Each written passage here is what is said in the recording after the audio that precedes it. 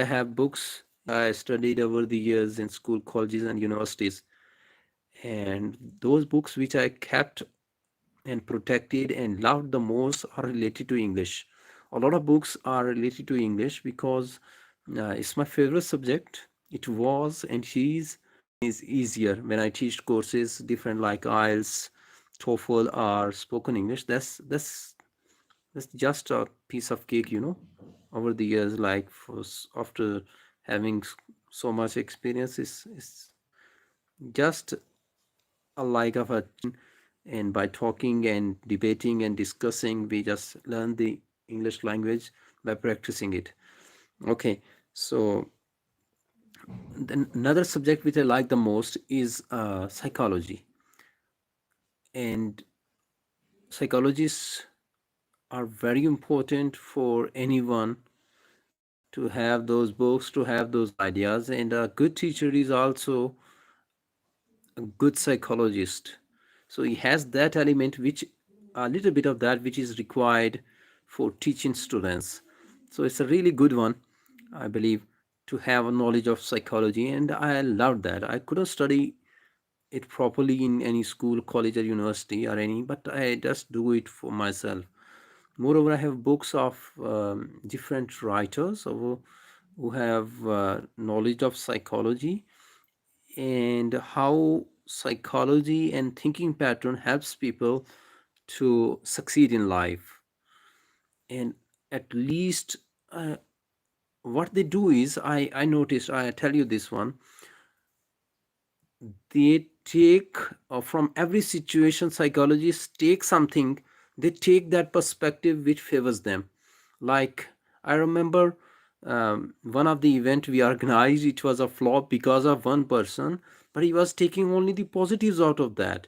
So no matter what happens, people take the positive out of it. The third thing is, the third type of the books is about poetry. That could be that is in English too. I have a few books of which I have the poems sort of.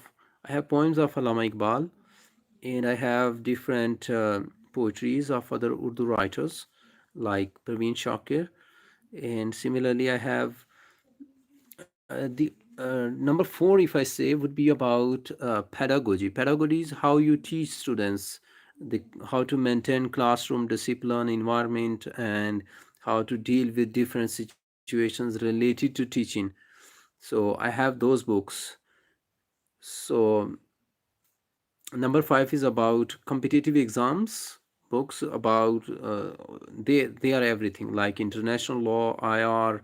They're related to Pakistan affair, current affair, essays which are related to competitive exams, all of them, gender studies, and how they see it. So little bit of everything, you can say quite a mixture of all these things, and taking everything about that. Then but this collection in hard copies, it is difficult to maintain. One of the disadvantage of these hard books in physical form, these hard books, is you have to maintain them. But most of my collection is in PDF. My laptop is full of it, from Urdu novels, and you don't have to buy them, right? So about nature, about soul, about spirituality, about Islam, about like the one book I am reading these days is The Rise and Fall of Great Powers. I also make the listening practice out of it. You might have seen my videos. So because I had this idea, like what happened, like for past before 2 years, sort of 2 years ago, I was thinking about that Ottoman Empire actually was it descended down from the Sahaba Kiram, that Khilafat came from them. But actually later I realized, by watching drama, then I developed an interest about that it was actually uh, a new kind of Khilafat which started in Turkey, so it was not descended down from them.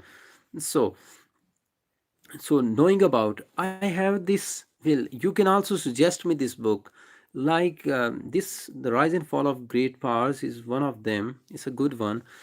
I always wanted to know about, like, what were people doing in Australia when in India we were doing something like the Mughals were ruling, or the Babur was attacking Delhi. What was going on in the other parts of the world? How was China? How was Europe? How was Australia? How was US? US was discovered later on. I know a bit of that.